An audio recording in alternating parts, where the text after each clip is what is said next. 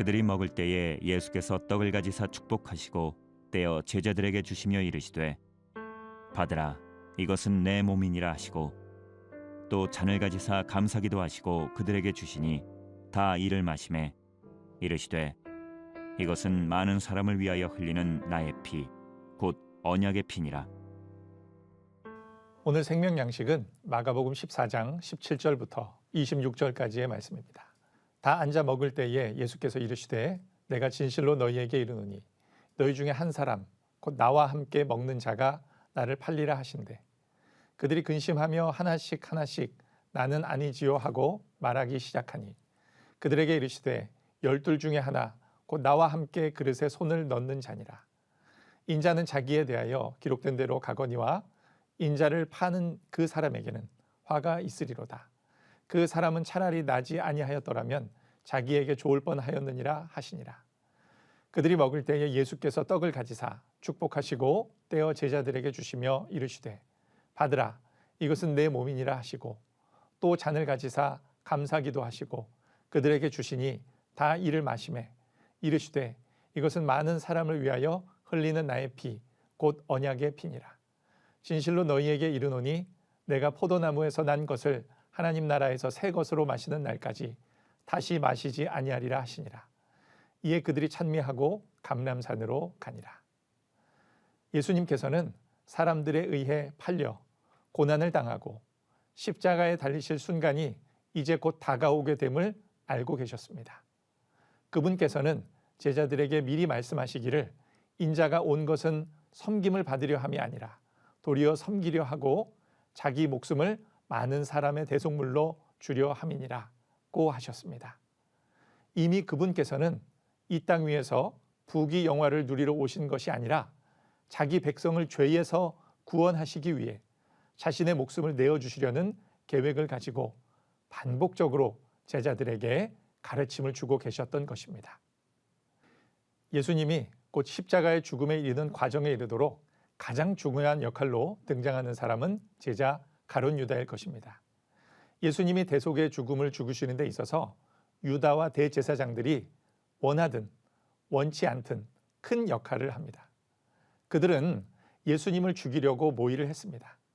유다가 예수님을 배반한 이유에 대해서 성경은 충분히 설명해 주지 않습니다. 돈 때문인지 예수님에 대한 실망 때문인지 확실히 알지 못합니다. 어떤 이유에서인지 확실치는 않으나 유다는 예수님을 대제사장의 무리들에게 넘겨주기로 선택합니다. 그런데 왜 예수님께서는 이런 유다를 설득하지 않으셨을까요? 왜 유다를 말리지 않으셨을까요? 이 본문 말씀을 읽으며 우리는 이렇게 생각할 수도 있습니다. 하지만 이 일의 최종 선택은 유다의 것이었고 그가 스스로 내린 결론이었습니다.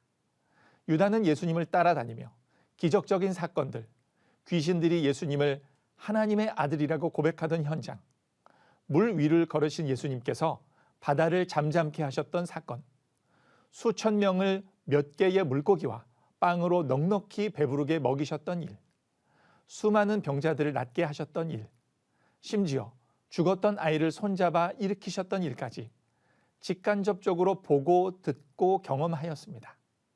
가룟 유다에게는 예수를 진심으로 믿고 받아들일 충분한 시간과 증거가 있었습니다. 그러나 유다는 자신의 결심을 감행합니다. 이제 예수님께서는 12제자와 함께 유월절 식사를 하십니다. 그런데 예수님께서는 그들에게 너희 중에 하나가 나를 팔 것이라고 하십니다. 제자들 모두 어리둥절해하며 자신은 아니지요?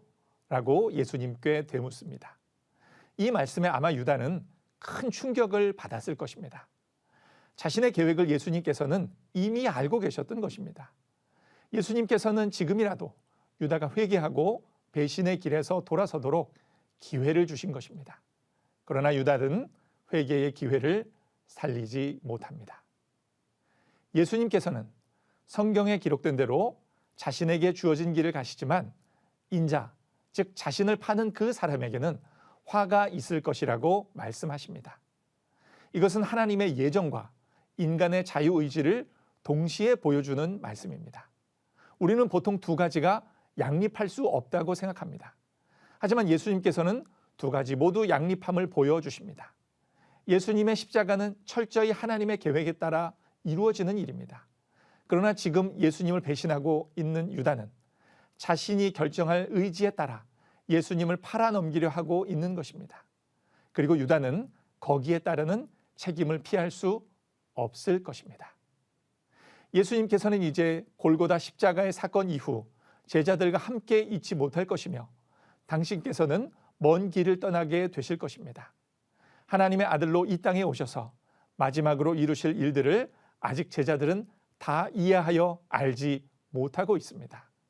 그렇지만 예수님께서는 만찬을 베푸시고 22절에 떡을 가지사 축복하시고 이것이 내 몸이라 말씀하셨으며 23절과 24절에는 잔을 가지고 감사 기도하시며 이것이 나의 피, 곧 언약의 피라고 말씀하십니다.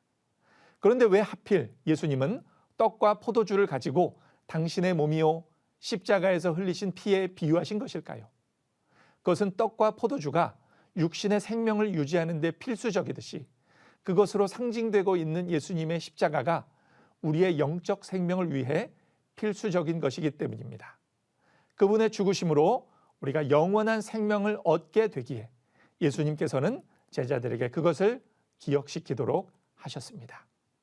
이어서 예수님께서는 25절 말씀에 포도나무에서 난 것을 하나님 나라에서 새 것으로 마시는 날까지 다시 마시지 아니할 것이라고 말씀하십니다.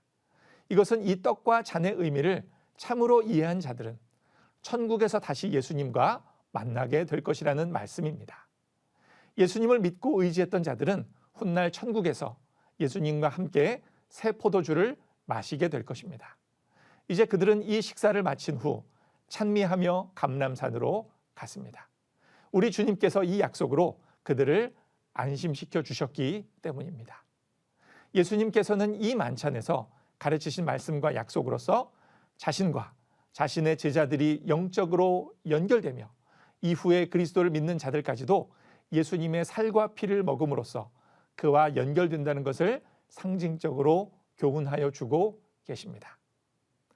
예수님을 수년간 직접 뵙고 함께 했으나 예수님을 팔아넘기기로 결정하는 사람이 있습니다. 그러나 예수님을 말과 글로만 전해 들었는데도 그분을 진실한 믿음으로 영접하는 사람들도 있습니다.